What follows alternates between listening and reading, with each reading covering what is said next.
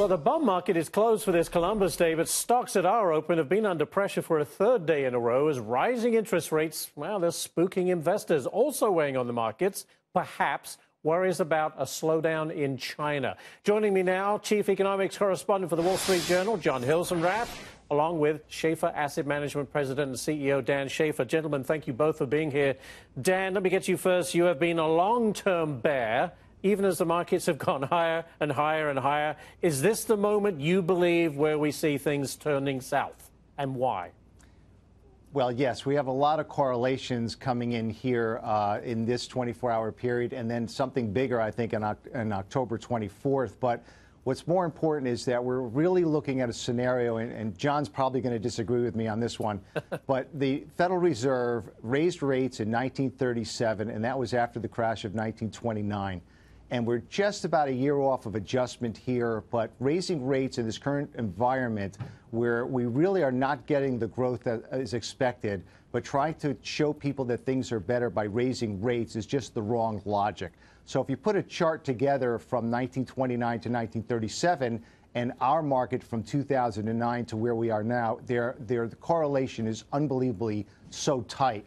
So that makes me nervous, but I also see a lot of internals, actually, in the market that are rolling over, similar to 1987 and the year 2000. So you have a lot more stocks making new 52-week lows, and you have a lot of few stocks that are above their 250-day moving average. Let me get to John. John, I'm confused. I thought the economy was humming along very nicely. The economic data is strong. The corporate earnings continue to be strong. We're expecting another strong earnings season. And the fact that rates are going up is just showing that we're getting back to normal. Why? Right. What's your take on it? Well, I mean, I think that certainly is one very strong point of view that, you know, in this case, interest rates rising is a sign of the economy's strength and not necessarily its vulnerability. The Fed is raising interest rates because, you know, inflation, after running below its 2% target for many years, is back at the 2% target. They think the economy is strong enough to bear higher rates. And so I think what's going on in the market is that a lot of investors doubted for most of this year that the Fed was going to keep going on pushing rates up after it got to the September meeting. They're now at September. The Fed Chair Powell has suggested they have further to go.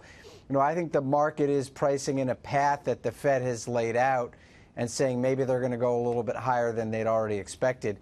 You know, I think that, you know, you raised the scenario that maybe in this case it's a sign of the economy's strength and not its vulnerability. Just to follow up, John, at what point on that 10-year yield that's gone up to 3.25 pretty quickly, actually, how far up do we have to go before it really starts to worry investors in equities? 3.5%, 4%? What's the point? Well, I mean, I think you're seeing it worrying investors in equities already.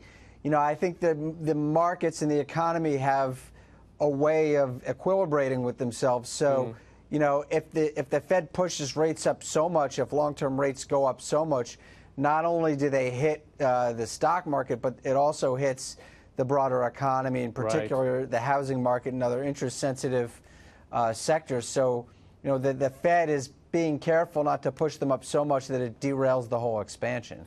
Very quickly, Dan, I didn't have a chance to get in. There is concern about China, the world's second largest economy. But perhaps is slowing down more than we'll ever know because we can't believe anything they tell us. But how much of a drag could that be?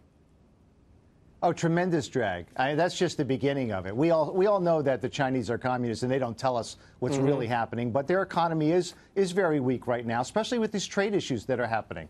And I think that they lowered the rates to try to help their economy with the housing and the manufacturing. But it's not going to help. And that's the sign that we are going to have troubles here. And I also want to point out, Ashley, that in the Commitment of Traders report, which is the futures markets for the 10 and 30-year Treasury bonds, it's the speculators that are pushing bond prices down. It's not the banks. It's not the commercials that are in the industry. They're actually taking that other side, expecting a major rally in bonds and a drop in interest rates. So the Fed is making that same mistake, and China now lowering rates.